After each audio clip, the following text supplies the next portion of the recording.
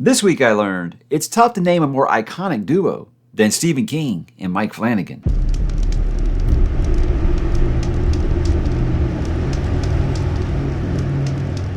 Hey, what's up, bookworms? Mike back with another weekly update about the midway point through August, and things are moving swimmingly well here. I'm actually impressed with how well I'm doing with my reading plans for the month, but there is a new anchor that's been thrown into that. We're going to talk about that, as with all things for this week, on today's weekly update. Let's begin like usual, guys. Let's talk about what am I reading. I did finish The Night Parade by Ronald Malfi.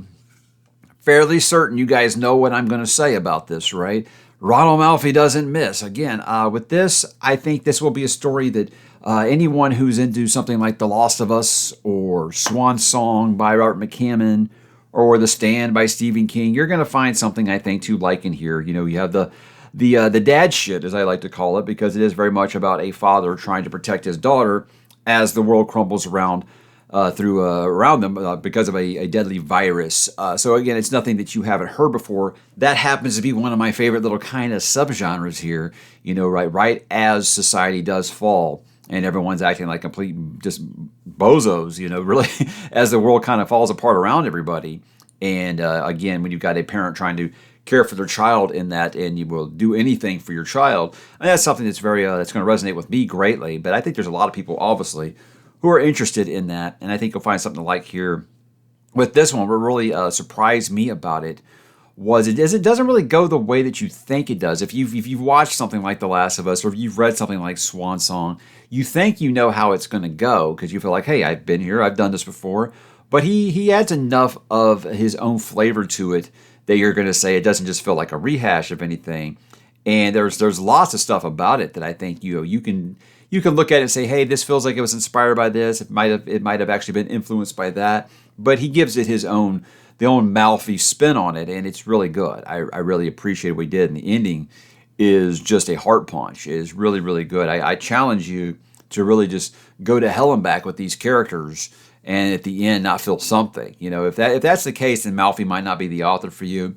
I think he will be. Again, I think Malfi is he's my favorite modern horror author at the moment, and it's not really particularly close. But I also think that he's very approachable, someone who's looking to get into the horror genre. This is my 8th book by the guy, and there hasn't been a miss yet. And that's a very, very small window of authors who fit into that section of having 0 misses through 8 opportunities. So yeah, some I've liked more than others, but I've never been miserable reading a Ronald Malfi book, and that has continued with The Night Parade here, and I think you would dig it. I did also finish 20th Century Boys. This is volume 4 in the Perfect Edition.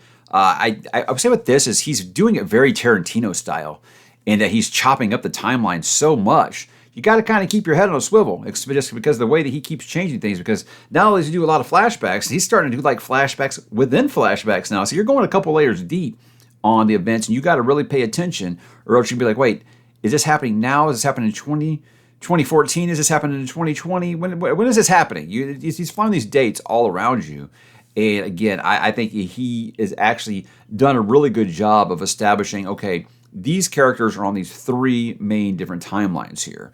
And it's easy for you to kind of associate when we're flipping back and forth, because he doesn't always tell you up in the corner what year it is. He just assumes at this point you know which characters are in which timeline, and he's not holding your hand. I appreciate that.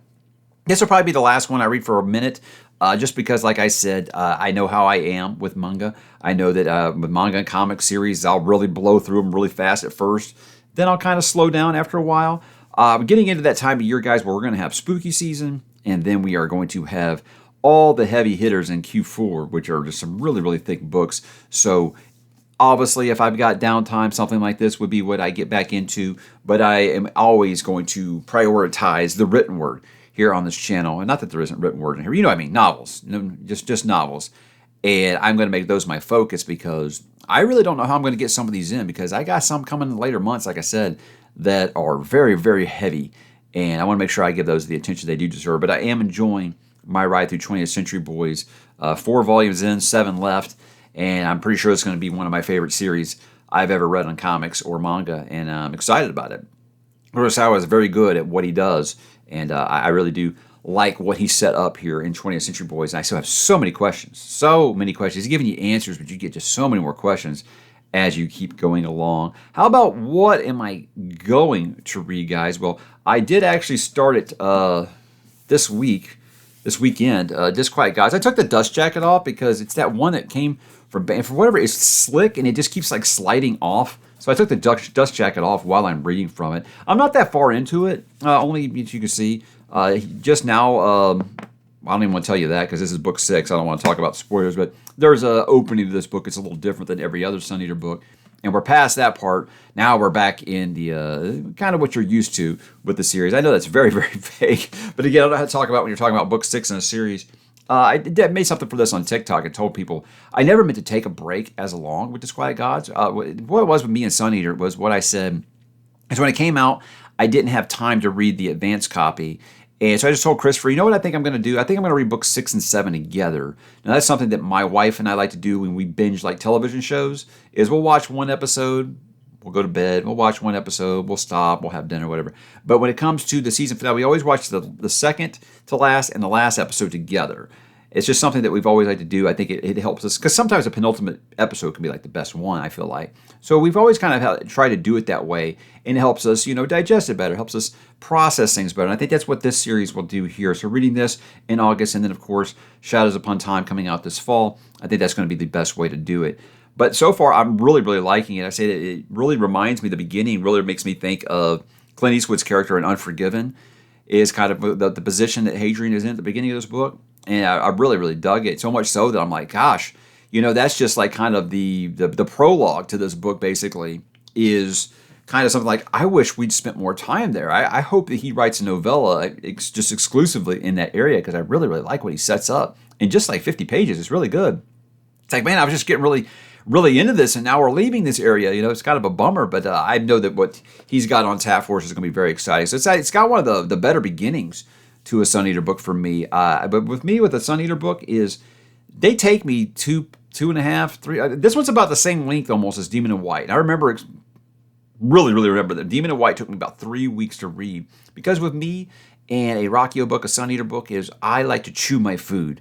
I can't binge through a Sun Eater book. I like to take my time because there's a lot to process. There's beautiful writing. It's dense. I want to make sure that I'm understanding everything clearly. I want to make sure that I'm processing things. I want to make sure that I'm taking my time, enjoying it, because in the end, what's the race? But I had planned it this way to have some shorter books at the beginning of the month so I could spend just the last parts of the month reading this. So yes, what am I going to read? It's going to be Disquiet Gods, and it'll probably be the same section next week, as I'll be surprised if I'm done with the book, because it's a beefy one. It always is. It's just that's what Sun Eater books are.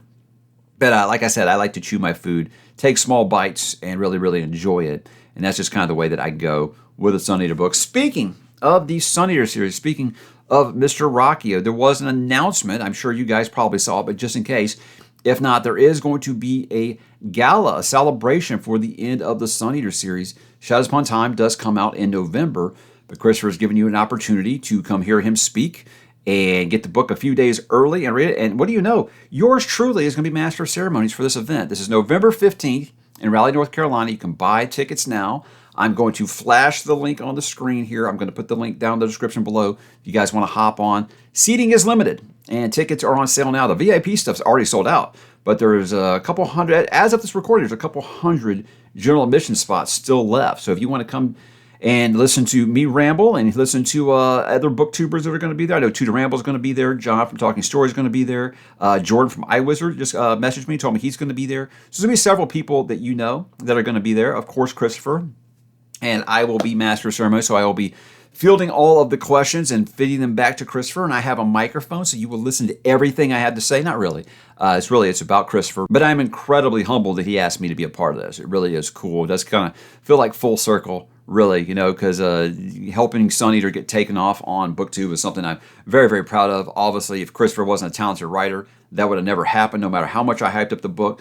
So I'm really just happy for him, for his success. And again, that he's asked me to be a part of it is really awesome. I can't wait to meet everybody. It's going to be really, really fun. So, but like I said, those tickets are limited. So hop in the description down there and hit that link and join us in North Carolina. We'd love to chat with you. How about this week on the channel, guys? Got a couple of things. I did do my book haul for the month of July, which was kind of dominated I think, by some of the Broken Binding books that I did get. The most beautiful books I think I own now, that Inheritance Cycle series, Christopher Paolini that they did. Jeff Brown just completely hit a grand slam with the artwork on that. Really, I just wanted to make the whole video just to show those off again because they're so pretty. But I'm thankful for everything that was sent my way. Got a really cool mystery box that ended up being The Elementals by Michael McDowell, which is a book I'm going to be reading this fall. And that was sent from a viewer all the way from Australia, which again never ceases to amaze me that people will pay more for postage than they do to the book just to send me something. So thankful. So that's what a book haul video really is for me, an opportunity for me to say thank you, hold up some publishers, hold up some self-published authors and things like that, some authors out there that might not be making their way around BookTube, and make sure I give them a little bit of a spotlight. I also talked about some classic books. Now, I am traditionally a lover of classic books. I'm one of those, a lot of people are like, I don't like classics because they forced us to read them in high school, and that's why I don't like them. It just make me think of things I didn't like. For me, it's like I was way more hits than misses on reading a lot of classics in high school, so I've always been a fan, pretty much. With me, it's like they didn't spend as much time on character work, which you guys know is my favorite. A lot of things with classics, it's about the themes and if those hit you the right way. And a lot of classics do. Some miss the mark for me a little bit. But what I wanted to talk about was classics I've been avoiding and why. And I know everybody's going to think that's, are they controversial? No, a book being controversial doesn't mean anything to me. That makes me want to read it more. If it's banned, of course I want to read it.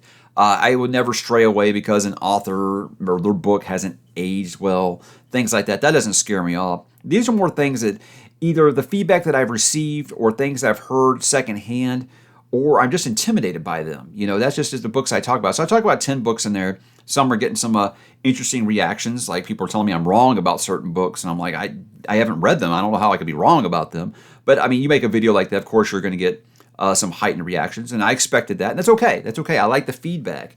The biggest feedback I've gotten is that, no, I am not too stupid to read Foundation by Isaac Asimov. So thank you guys. I appreciate that. It does make me feel better. I'm not too stupid to read Isaac Asimov. But I said the other day, it's just instances like that. Some of these books are just held up to such legendary status, or just put on a pedestal by so many people. And if I read them and don't like them, I'm not that channel. I don't do that. I don't read books that I know I'm not going to like just because I know it'll get a reaction. That's not what I'm trying to do here. But I never say never. What I say with those, a lot of those I just haven't read yet. I've been putting them off. I still want to. Of course I want to read Don Quixote. I mean, who doesn't? It's a classic, of course. Everybody wants to read that. I feel like that's just like an achievement you have to get to. I've just been kind of intimidated to do it up to this point. So that video was really just me listing the reasons I haven't yet, as well as some that I don't know. Maybe I never say never, but it might be a never on some of them. So I got a couple on there. I'm just like, it would take a lot of effort for me to read some of them. Hey, F. Scott Fitzgerald, how you doing? But it's a fun video for me. I'm hoping that others didn't take it so seriously, because you're always going to get the comments about like, well, if you haven't read this, do you even like reading and stuff like that? And it's fine. I can handle over the top comments like that. I actually think they're quite amusing. I appreciate it. But no, in the end, I want to read just about everything that was on that list. I just haven't done it yet, and I just feel like there's other classics I have that are in front of them at the moment. But again, an author being controversial, that just makes me want to read them more. You'll never see me back away from that because, the mob and the internet mob might come get you if you talk about an author or whatever. I don't care about that. I reviewed Gone with the Wind a couple years ago, guys. I'm not scared. But hey, how about some next week plans? Got a couple things in the plans here. There is going to be something happening on audio. And here's the thing, is like, you guys know I don't audiobook, so it feels really, really weird for me to comment on it. But I know a lot of viewers are audiobook fans. I would say probably the majority of viewers are audiobook listeners. Now, here's the thing. I know that the Dresden Files has a really good narration, apparently, by James Marshall. That's all anybody does tell me. But something I want to talk about here is Graphic Audio is a studio that uses like sound effects and music and stuff. And I think they advertise it as a movie in your mind is what they call it. And people have heightened opinions about Graphic Audio, but I have gotten feedback that a lot of audiobook people only listen to Graphic Audio. So they'll listen to anything on there. And something that's coming out soon is their production of the Dresden Files. And for me, it's like, I understand that apparently the James Marshall's ones were just, that's art. It shouldn't be touched. It can't be done by anyone else. I'm not taking away from that. Again, I haven't listened to it, but I'm not taking away from that. What I'm saying is, if this graphic audio version gets any new fans of Dresden Files for it, I'm all for it. I'm all for it. I'm all for more people reading the Dresden Files. That's why, coinciding with this release, and I'm not sponsored by Graphic Audio or anything like that. I appreciate that they bring new listeners to a series that I do love. And if it brings new people to Dresden Files, well, that's a really good time for me to do a new Why You Should Read. And I think I'm going to do a Why You Should Read on the Dresden Files. Don't know if I'm going to put together a dramatic reading at the beginning or not. That just really comes down to if I have time, because that takes a long time to make. But I definitely want to give this video some care, because this is a series that I value greatly. And I'm very, very excited we're going to get a new book here early next year, I think. And I think it's a great time for anyone to jump into the series. And I think the release of Stormfront Book 1 for Graphic Audio does come out at the end of this month here. And they already have a date for Full Moon as well. I think it's going to be this fall. So they're going to be doing one like every other month or so. So if you want to really get in the series, I think this is a great time. And you know what? If you don't want to wait, the James Marsher's audiobooks are out there. So again, I think with this is just, I'm excited because this could bring new fans to the series. And in the end, I'm all for that. As someone who does an audio, I don't even know why I'm commenting on it. But like I said, I'm very, very excited for that. So I'll be working on a Why You Should Read for the Dresden Files here very, very soon, probably early or middle of next week, I think. And I'll also be getting back into the multiverse, guys. It's time. It's finally time to talk about Song of Susanna by Stephen King. This is Dark Tower number 6, one of my least favorite Stephen King books ever. But Into the Multiverse is something I want to keep continuing to do, and I'm a couple books behind now, so I want to make sure that I get Song of Susanna and Dark Tower 7 Into the Multiverse episodes out here recently, or not something recently, but somewhat recent of me reading them. Obviously, I wanted to wait a little bit because Song of Susanna is one that I do have heightened opinions on, and we're going to kind of talk about it in there. So I don't say I was putting it off, but I was just saying, how do I want to address this when I talk about this on the video? So that should be happening sometime this week. Hope you will join me for them. Sticking with Stephen King, we're going to move into some TV and movie talk now. And I have to tell you guys, Life of Chuck might be the best movie I've seen this year. And that's not hyperbole. This was an incredible movie. Now look, I did not read If It Bleeds when it came out. I think at the time it was the beginning of my Holly fatigue, and I knew that she was in one of those stories. But when I do an adaptation of something, I will usually, especially if it's a novella, I'll read it before I watch it, because I'm not going to lie, I like to go into a Stephen King adaptation saying, what did they change? Because they always think they're a smarter writer than Stephen King, and they aren't. But I read this one sometime late last year when I heard this was coming out, because it was being made by Mike Flanagan. And at this point, I think no one, maybe Frank Darabont, is the only one that can hold a candle to what Mike Flanagan has done with Stephen King adaptations. Dr. Sleep was really good. Gerald's Game was great. Midnight Mass isn't exactly a Stephen King story, but it feels like a Stephen King story, doesn't it? But anyways, Mike Flanagan just gets it. He gets what makes Stephen King work. And when he puts it on film, there's nobody that does it better. I have no interest in another adaptation of Carrie, but I'll watch it just because Mike Flanagan's doing it. So Life of Chuck is one when I read it, I was like, this really doesn't feel like a Mike Flanagan project. But I was like, you know what?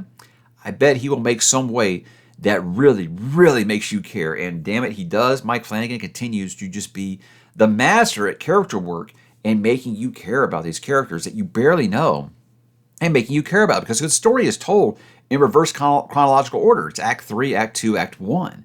And so at the beginning, he's got you caring about this guy and what's happening to him, and he's not even there until like the very end of that Act 3, which is part 1 of the movie.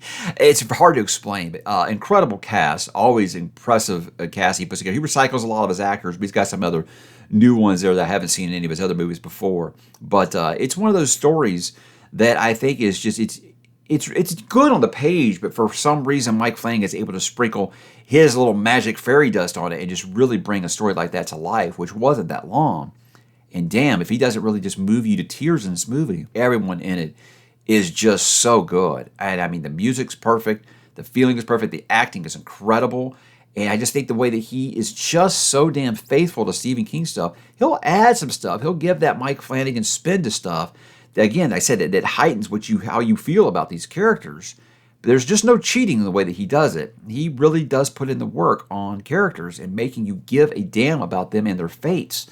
And this is just one of those stories where my wife hasn't read it, and she was trying to figure it out. And I think she figured it out earlier than I figured it out reading it.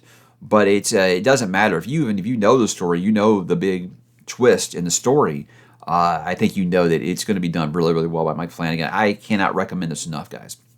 Absolutely beautiful movie. Even if you're not into Stephen King stories, this is one of those like Shawshank Redemption where people wouldn't think it's a Stephen King story because it's not really horrific or anything. Sure, there's a little weird in it. It is Stephen King after all, but it's one of those like, it's profound. It'll have you thinking about things and thinking about the life overall and the way that we should approach it and living your life to the fullest kind of thing. It sounds completely like pretentious and over the top, guys. It's not. It's a beautifully touching movie, and I think anyone would enjoy it. I recommend this to my mother, who would not watch anything by Stephen King, and she said it sounds pretty good. She's going to check it out because she does like God, what's his name? That plays Loki. I'm drawing a blank on his name right now. Yeah, Loki he plays Chuck in the movie, and he's just awesome. And I gotta give a hat tip to was it Chiwetel Ejiofor? That guy's come a long way since he was like the villain in Serenity. That guy's really come a long way as an actor. Really, really impressive. He was good in Serenity too. Oh, Firefly, gone too soon. Lastly, I want to talk about this movie Bullet Train. Now, I know I'm a couple years late to this. My wife and I watched Bullet Train Friday night, and just on a whim. We had just flip it through HBO, and we saw it. Like, hey, why not? I like Brad Pitt. And I was like, oh, it's got Hiroyuki Sanada. I love him. And my wife has recently become a fan after watching Shogun. And I've been a fan of Sanada since Lost. Anything he's in, I will watch. I think this guy's just got so much gravitas. He commands the screen. He's not even the main character in the story, but when he's on the screen, it's like, holy shit, this is awesome. Bullet Train is a movie I'd heard decent feedback on, but after I watched it, I was like, holy shit, this is incredible. Why do people not talk about this more? This is an absolutely incredible movie. It was so damn good. It's John Wick on a train. It's what it is, with like a comic book flavor to it, which I think John Wick kind of has a comic book flavor to it. It very much is like, you take the Snowpiercer, not maybe the Snowpiercer or the TV show, and John Wick, and put it into that, add a comic book flavor to it. Maybe like a little bit of like an Umbrella Academy kind of spin, because you almost have like those, everyone seems like some kind of over the top real life comic book character, and they don't use like their real names. They all have like, their character names, like the Elder and the Ladybug, things like that, the Wolf. It's really, really good. And I mean, look, it's vulgar, it's violent. So if those things bother you, of course, it's very R-rated.